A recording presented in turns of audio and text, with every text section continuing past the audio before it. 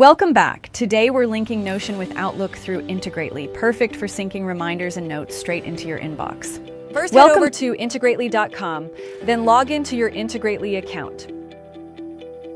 Let's get started. Search and select Notion as your first app,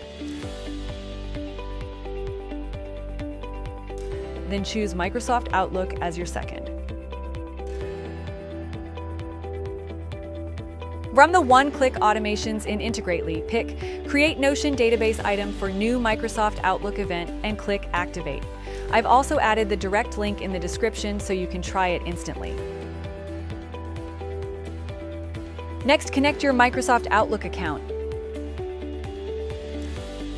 After that, connect your Notion account and grant access to your pages. In the Search Item step, choose the specific database you want to use from the drop-down and click Continue. In the Builder, map the required fields. For example, link the project name, owner, status, and priority using data from your Outlook event.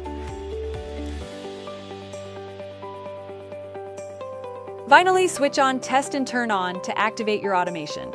Once confirmed, every new Outlook event will automatically create a Notion database item through Integrately.